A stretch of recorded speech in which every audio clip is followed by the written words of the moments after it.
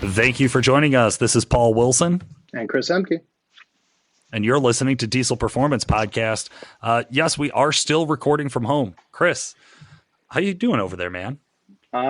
This app that we are using for the recording, I'm not the biggest fan of. We had a couple issues earlier a few weeks ago with some of the recording, so I always have that fear in the back of my mind. But I go from one room in the house to another room in the house. I'm here. I'm still breathing, so yeah, we're doing well. How about you? How are you doing? Doing good, man. Doing good. Everybody in the house is healthy and happy. It is getting boring. Thank God for some podcasts. I know we're not the only podcast out there. So I just want to give a big shout out to all of the other guys making the Diesel podcast or diesel performance related podcast out there. A lot of great content, guys. So if you're listening to us, you'll probably enjoy them too. There's some other really cool automotive shows out there. Have you been listening to the Donut Media podcast at all? Yeah. I've listened to a couple episodes in my as I'm going through emails here at my home office. I listen to some of those podcasts. So good stuff. Yeah, man, absolutely. Yeah, so stay sane out there, guys. We know some of us are getting bored. Great thing to do when you're getting bored. Go out and work on your truck. Chris, you've been talking to quite a few guys who that has quite literally been their plan. That's what they've been doing, huh? Yeah, I mean, I think when the whole COVID-19 kind of took place and went underway, we were nervous as to what was business going to look like or what was going to be interest in modified trucks.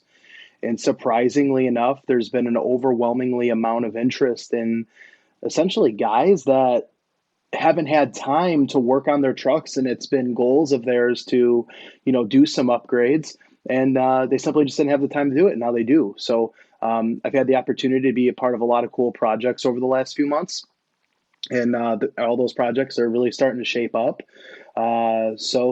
Diesel performance and minimal or extravagant upgrades are still available. And, right now it's the buyer's market. A lot of shops are doing promos and sales. Us over at Calibrated Power, we have a real big turbo sale that's still live right now through the end of the month, through Thursday the 30th. So a lot of guys are snatching up turbos and, looking for that next step of upgrades to their truck. That's right, man. Yeah. So 15% off all stealth turbos, the third gen 67. So your Cummins 03 to 07 guys, you want to do one of those in a 67, that's 25% off. Just a few days left. So we're recording this on Monday, April 27th of 2020. It should go live tomorrow, April 28th. So you guys just will have just the 2 days. Jump on over at DuramaxTuner.com. Give Chris a call, 815-568-7920. Get yourself a turbo. Great thing that goes with a turbo. A few other supporting mods. Chris, let's talk about fuel, man. If you're going to run a third gen 67 on your 2006 Cummins, you got a built trans, you got a lift pump, you got traction bars, you got some other basic supporting mods. Where would you coach that guy to go with his fuel system if he say wanted to hit that like 700, 800 horsepower number? Yeah, I mean, that's, that turbocharger first and foremost is a really solid foundation, and it gives you a lot of opportunity. Exergy, they offer a lot of different options for a lot of, the Cummins and Duramax enthusiasts out there. You want to go modest and go 650 to 700 horse. I would say just doing like a 45% over, or their Bosch Motorsport 100 horse injectors. Those are always nice, a little easy on the pocketbook, if you will. However, if you're looking to get closer to that 800 mark and really just use that Stealth 67 for what its capabilities are, I'd probably say let's jump up to a set of like 100 overs and like a 12 millimeter pump. Yes, it's a little more fuel than what the turbo would actually need, but then you get to scale things down and, keep a nice happy medium for the overall truck operation. God, I love that setup. So, it's so fun. We had it last year. We did really well in the sled pull for the year, but it's very universal and it's very street friendly. And it's awesome because you can keep smoke manners to a minimum. So, little to no smoke output, and you get good mileage and you get quick responsiveness. You don't have to relearn how to drive the truck with either the fuel setup or the air setup. Hats off to Exergy, set up with crossover tubes, the injectors and the pump. Which would be like the upgrade next after generally doing a turbocharger, and you already had the trans. And that's right. Now for tuning. So It's nice. Now, Chris, so many To have times we everybody. run into guys who have a setup like this or very similar to this, and then we start digging into it and find out that they missed a whole bunch of supporting mods, or they missed maybe some parts that we could have helped them out with from WC Fab. What are some of the key components you grab from WC Fab when you're setting up a truck like this? Oh man, I mean, first and foremost, the set of traction bars are going to go a real long way.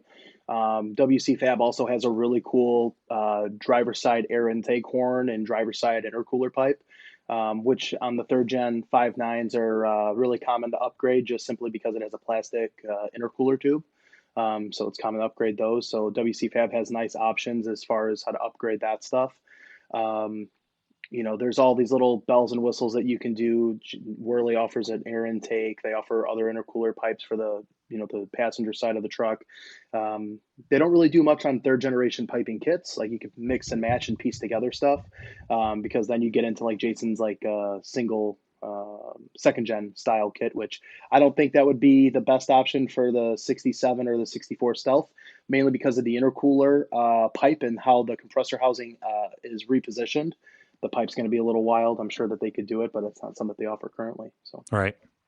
Yeah, absolutely. And I think there's a way to set up a well-rounded truck. And we talk about that a lot. And we talk about starting at the beginning, right? Like you can't walk into a shop and say, build me a 1,000 horsepower truck. Here's a check, and walk out and come back and have exactly what you want, because we missed a whole bunch of questions right. that we need to Yep. set that up properly, right? So start at the beginning. How do you want the truck to drive? What do you want to do with the truck? What's the purpose? Where are you at? All these things play into a factor of how we're going to do it. And so many times we build a truck, we have a lot of fun with it, and then our goals change, right? Chris, I know you've been through this. Yeah. Build a big single turbo VP truck. It's a blast, but that's not something you want to put your kid in today. Life has a way of doing that to us, right? Well, and it's also it's odd because being with Calibrated, the company as a whole. I've been with the company 6 years now.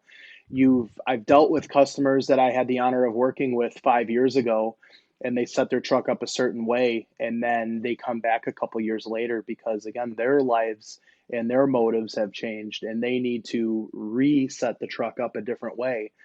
And utilizing some of those components are still possible if you know what you're working with. So it's always nice to ask questions anytime, I work with anyone. You always try to build a blueprint, build that big solid foundation to kind of work around. And then if you have to move certain components in and out of the system, i.e. turbo, injector, things like that, you can do so.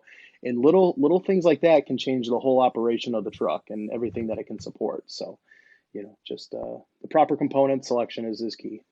And that's the reason I'm talking about this, is because it's such a big topic, I think, across so many of our episodes. But I really have been noticing it more and more as I talk in the listener ride reviews about how guys pick their trucks. And some of these guys, hey, they've been through some of those tough spots where they bought the wrong shit and they had to buy it twice. But so many of the guys who I've been talking to, they really are doing their research. They really are taking their time, and they're getting themselves educated. And they still find that, like I said, you build it one way, and then, hey, a few years later, you want to go back, you want to build it a different way, you have a new purpose. And I think today's listener ride review really drew that to a very obvious example of somebody who we know and love. Dwight Kroon is our guest on the show today.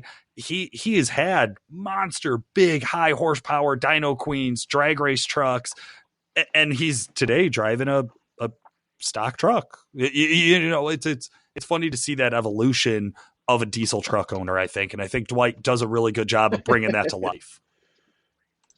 Yeah, absolutely. Let's get him on, man. Let's hear the episode.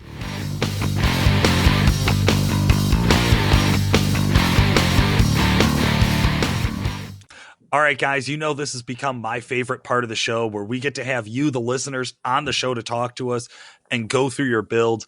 I couldn't think of a better guy to see back on the show as one of our very first guests that we ever interviewed from the diesel industry back when we first started Diesel Ride Review. It's Dwight Kroon. Dwight, how the hell are you, man? Awesome, man. How's it going? It's going great. I'm so glad to have an OG podcast guest on here. I think I remember you coming on the show so clearly because I think you were the first guy that I did not have to explain what a podcast was to, which was really nice for me. So that was a treat. That's right. Awesome. Dwight, you've been around the diesel industry for a day or two now. I think you Yeah. got some experience in the seat. I know you love that big sea life. Give our listeners a rundown, man. How'd you get your start in diesel performance? Man, it started long ago. My dad and uncle were mechanics for a company called Super Concrete in Washington, D.C., and they were, they worked on all the mixers and loaders and everything, and they actually had a show truck. It was I think it was like a 1929 or 32 Mack truck, and they called it Old Number One.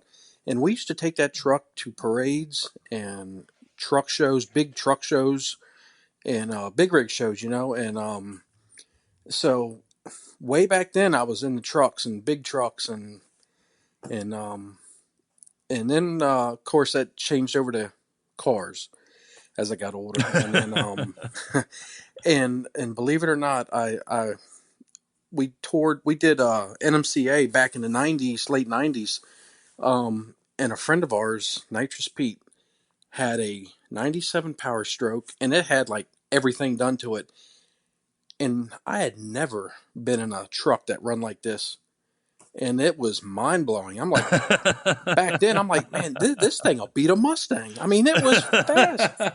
You just never felt nothing like that. And then after that, I was hooked. And shortly after that, the '99 Power Stroke came out, and I had to have one. And so it started with that, and then I had another Power Stroke that had a bunch of stuff done to it, and then I ran into a guy with a Cummins, and end of story. Then my next truck was a Cummins.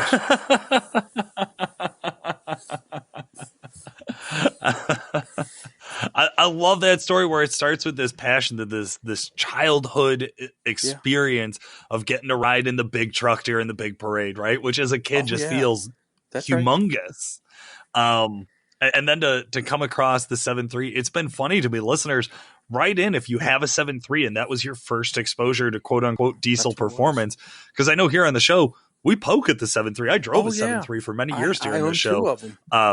Not a fast truck. But I had one. I had bought one from a friend of mine, and it had everything you could buy from Banks done to it, and it ran good. Like it ran good, but that's what you thought ran good. I'm telling you, man. I ran up against a guy in the Cummins, and that was it, buddy. I was hooked after that. I'm getting 6 in a row. Now that the Cummins world, the Big C, that is what I know Dwight Kroon for. Now we're going to dive into a new truck that you have, but you're just coming off of your last build. Give our listeners just kind of a brief overview. What are some of the high performance Cummins that you've owned? What have you fought? I had an 03 that had a set of twins and of course the built trans, the injectors, the twin CP3 pumps. And it made like 800 horse, the 03 did. And it was a fun truck. And then the tuning was not available for it. You were just stuck with a Smarty, and I'm like, I'm dumping this thing.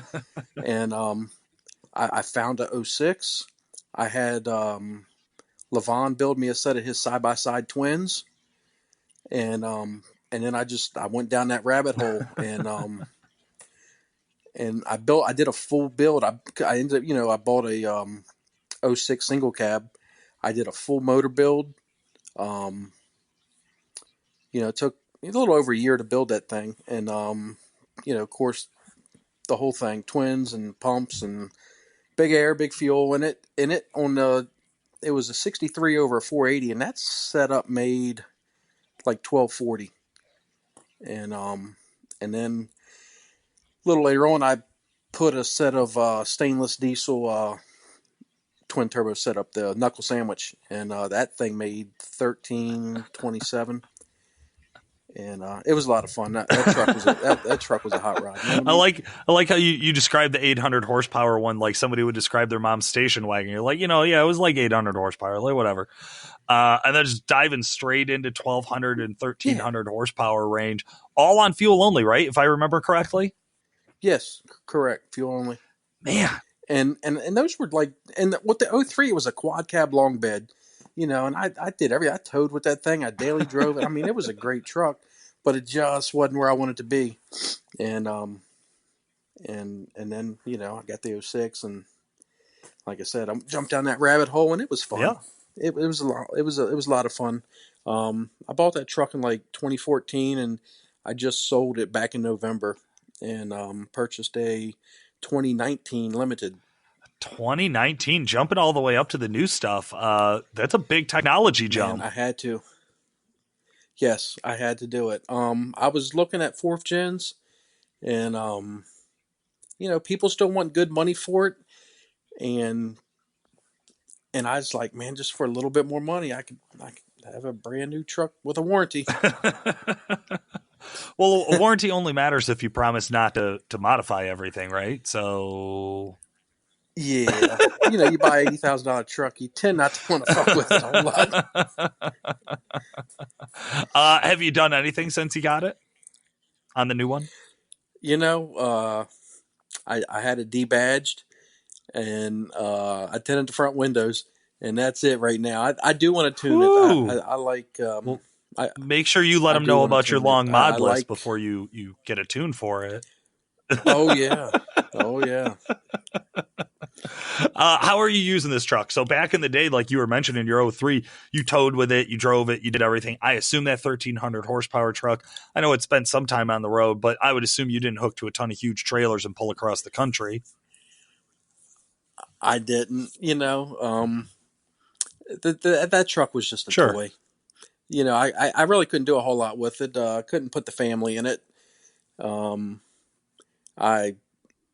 You couldn't put nothing in it. I had a stack, of course, so you couldn't really put anything in the back and want to keep it clean. Yeah. As far as using it for something. But so how about the 19? Are you just going to get groceries in it this now? Truck. Yeah, man, I drive it to work every day. Adaptive cruise control and LED lights are real nice, and it's you can start it up from in the basement, and when it's cold enough, man, the seats turn on and the steering wheel gets warm. It's great. Dwight, I feel like our listeners could hear you grow up through like the 3 times you've been on the show. Like that. I know, right? Don't tell nobody. Well, they haven't seen me on Messenger. So let's dive in. Let's give our listeners some of that age old wisdom that you've accrued through this time of having these trucks and going from that mild to wild to grandpa. What do you think, out of all the parts, out of all the changes, out of all the mods you ever did, what was the biggest pain in the ass? What was the hardest thing you ever had to do when modifying a diesel? Keep a transmission living. I mean, truth be known, man, I went through my fair share. I love how a Cummins guy talks about that. I love how a Cummins guy talks about it as though it's a voodoo. It's like, well, if I could just find some sort of magic spell to keep my transmission living, I did. I did. And his name's Levon Miller. Yeah. He was that's where it came down to.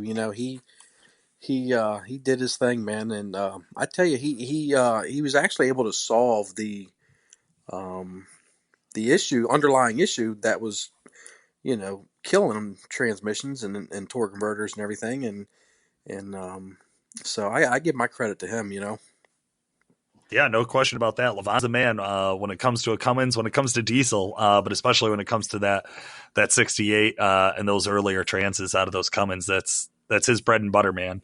Yeah, it was a 48. And I said 68. I'm sorry, I've lost my mind. 68. Yep, I didn't mean to, but yes, you are correct. Yeah. Okay. So keeping the trans alive, working with Levon, huge help for anybody in the Cummins world. What do you think? What modification outside of a transmission? What modification do you think made the biggest impact to one of your trucks? What was like total night and day difference of going down this rabbit hole? Injectors. When you add fuel to a truck, and that's where they shine. Like for me, so I had all the supporting mods, the lift pump, then you put CP3s on it, and then you put injectors in it, and man, that's when she shines. First, like say for instance, my '03, I did all the air side stuff first, and I started adding fuel. Like I did with that truck at first, I did nozzles like 100 horse nozzle, or 100 horse nozzle, and then when I put the dual CP3s on it, man, that thing just woke up. It was just a night and day different truck. And then when I did the '06, I had 125% over injector and dual pumps, and I stepped it up from that to a 250% injector, and it just, man, I'll tell you, it's just night and day difference. So adding fuel to it, man, just really seat of the pants, just woke it up big time. Hell yeah. It's interesting when we talk about that, because I think a lot of guys end up going down that road, right? Where you do your turbo first. It's usually a little bit more affordable if you're going to a single, or if you're going into twins, you're like, well, I'm going to pull a trailer at lower EGTs. Like there's all sorts of practical purposes to talk yourself into upgrading the turbo. That's right. The injectors, I do feel like you can hear people's wallet just taking up a significant investment for any truck. But man, when you got the right set and they're running the right, or get you want out of it, I got to agree with you, man. It's a home run. It's the best feeling. Yeah, absolutely. So yeah, fuel side it's the most important to me, like, fuel, Sure. and of course tuning goes with it all. So, and the right combination, you got to have the right combination, from the converter to it's just all got to match. I've said it before. You got to have the fuel for the air and the converter for the combination, and it's just all on what you're going to use it for. That's pretty much what it comes down to. Can you give our listeners of a time when you had it wrong, when you had it set up like just backwards, just wrong, like you were just missing a piece? Walk us through what that was like. Oh yeah. I went from on my '03 truck specifically. I went from having a 62 over an 80 to I'm going to put a big single on it, and I did that, but my converter was just way too tight. It was probably a 150 RPM below stock or something like that. 1800 RPM kind of converter. It was just way too tight. So you're talking about a pig. It was a pig, and it just didn't do what I wanted. Can you expand on that a little bit? What did it feel like to drive it when you had your setup where it was just way too tight? It's 150. I'd imagine it's locking up when you don't have any power, so it's bogging you down even further, right? Oh, it was, and yeah, exactly. So it was it wouldn't spool. It would smoke like crazy. It just had no low end power. And again, tuning was a big issue because I was limited to a Smarty back then.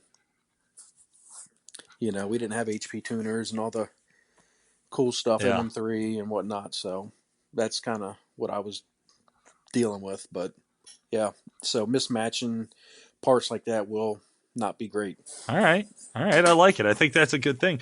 It takes a lot of time to learn that type of shit. Now, some of it you're going to learn just from proxy of being involved, right? Just by experience. You're eventually going to learn some of this stuff. Other stuff, you really got to go hunt down the information. What are some of the resources you have used over the years, Dwight, to learn more about diesel performance? Back in the day, it was Cummins Forum and Facebook, networking through social groups on say Facebook, and of course over the years you can kind of filter out the bullshit from the facts, but that's pretty much finding someone who's done it, find a shop who has dealt with this experience, or give them a call, and 9 times out of 10, you're going to get the right information. Yeah. I think that's a good one. I think a lot of us know to jump on the old Google machine and jump on the line and see what's out there. And that, like you said, that can lead you to some good stuff. I think some pretty basic common sense can can steer you in a lot of good directions when it comes to sifting through the internet. But there's also just this magic resource of that funny little magic box called the telephone, and just calling somebody. Just like, hey, man, you're a shop. You guys deal with this all the time. That's right. What the fuck? What do I do? Right? Yeah, that's right. That's right. You know, what's wild is back in the day, you know, probably like 2010 when I had my O3 going, and I was brand new to the performance side of things, and I was calling Fabian from Toxic Diesel out in Utah. You know, they were back then. Diesel Power was a brand new magazine. It was the hot rod of diesel trucks, if you will. Man, they had a killer like ad in the magazine. So guess what? I picked up the phone, communicated with them. They gave me great tips. I bought parts from them. You know, and that's it. It seems so simple, but I think it's something that's so commonly people get wrong. Hey man, there's a time to ask a question to your buddies. There's a time to ask a question on Facebook. There's a time to hit a contact us form. And there is a time where, like, when you just need help, pick up the phone and call a shop and see if you can get some answers.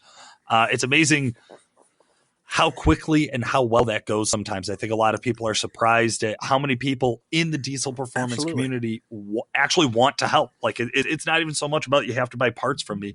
It's just like, I like talking about diesel trucks. Give me a call. Let's talk about it. You know, hey, if I can help you get something, cool. But if you need help, you need help. That's right. And if they don't buy something today, they're going to buy something tomorrow, or they're going to tell their buddy who got help from, and they're going to buy something from you. So it comes around full circle. Dwight, I definitely appreciate you carving out some of your time to talk to our listeners about your experience in diesel performance. Who do you want to give a shout out to, man? Who's been a big help to you?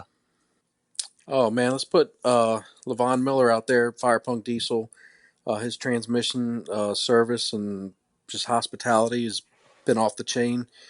You got Johnny Gilbert, Stainless Diesel, with his badass twin turbo setups that he's got out there, and Gordon Lindemood with his excellent tuning that he did for me over the years. Those with the 06, and gosh, who else do and you guys have been great to me. Back when EFI Live was first available for the 06 truck, the platform, when it was still in beta, Nick Pregnance, he was like, man, I was like glued to YouTube watching him with this little white 2-wheel drive 06 truck just blazing through Illinois there, making passes. And I'm like, oh my God, I got to have that, so hats off to what he does. He's great with R&D, and putting out the insight, and knowledge is power. So I like it. Well, that's awesome. Any final advice for our listeners? Do it right. Spend your money one time. That's about what I can tell you to save your pocket. It's good advice. It's hard to follow sometimes, isn't it? Though. Very hard. I'm a 2 and 3 timer. I'm a cheap fuck too, man. I get it. Like I'll look at two things, and I often am like, well, I'll buy the one in the middle. Like I'm not going to buy the cheapest version of this. Right. I'm not going to buy the most expensive version of it. Right. I'm going to get the one in the middle, and we'll see how it goes. I'm right there with you. I usually am doing it 2 or 3 times too. And like you don't know, man. I mean, experience is everything. We call that OJT on the job training, and sometimes you just can't read it from a book. You just got to go out there and do it. I love it. Well, that's good stuff. Dwight, again, thank you so much for joining us today. We really appreciate it. I know our listeners are going to love this. Be a part of the show and talk about your ride, talk experience in diesel. Go on over to Fans of Diesel Performance Podcast Facebook group. Jump on the same link that everybody else did. Click on it. Sign up for a date. Chris or myself will get on the phone. We'll interview you, and we'll put it together for an episode. For today, this has been Paul Wilson. Stay safe out there, guys.